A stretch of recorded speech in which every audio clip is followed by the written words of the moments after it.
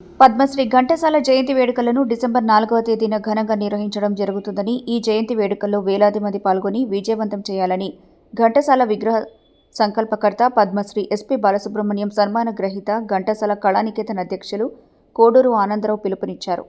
అనంతరం పద్మశ్రీ ఘంటసాల జయంతి కరపత్రాలను ఆవిష్కరించారు. ఈ సందర్భంగా నెల్లూరు నగరంలోని ప్రెస్ క్లబ్లో మీడియా సమావేశంలో కోడూరు ఆనందరావు మాట్లాడుతూ, పద్మశ్రీ ఘంటసాల జయంతిని పురస్కరించుకొని డిసెంబర్ 4వ తేదీన కస్తూర్బా కళాక్షేత్రం దగ్గరున్న పద్మశ్రీ ఘంటసాల విగ్రహానికి పూలమాలలు వేసి ఘన నివాళులు అర్పించడం జరుగుతుందని, అదే రోజు టౌన్ హాల్లో సాంస్కృతిక కార్యక్రమాలు నిర్వహించడం జరుగుతుందని, ఈ జయంతి వేడుకల్లో పలువురు ప్రజాప్రతినిధులు, పలువురు ప్రముఖ డాక్టర్లు, పలువురు అధికారులు పాల్గొనడం జరుగుతుందన్నారు.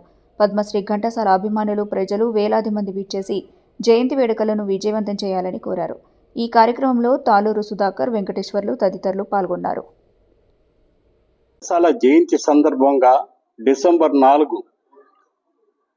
శ్రీ కస్తూరిబా కళాక్షేత్రం ఉదయం 8 గంటల నుంచి 1 గంట వరకు ఘంటసాల జయంతి కార్యక్రమంలో నెల్లూరు మున్సిపల్ కమిషనర్ గారు, సిపి గారు, మహాదాత మా వేమిరెడ్డి ప్రభాకర్ రెడ్డి గారు, ప్రశాంతమ్మ సౌజన్యంతో ఈ కార్యక్రమం జరుపుకుంటున్నాను. విజయవంతంగా జరిగేదానికి తోడ్పాటు చేయాల్సిందిగా మీ అందరికి గురుకృపా కళాక్షేత్రం వారి యొక్క నృత్య రూపకం, మా పాట కచేరీ, ఘంటసాల గారు గానం చేసిన పాటలు మీకు వినిపించేదానికి ప్రయత్నిస్తాము. స్థానిక ఘంటసాల గాయకులతో కలిసి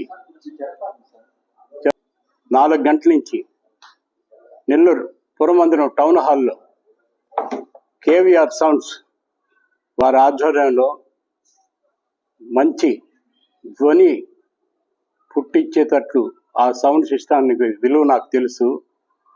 గత 20 సంవత్సరాల నుంచి వారి ఆధ్వర్యంలో మా డైరెక్టర్ కుమార్ వచ్చిన్నారు.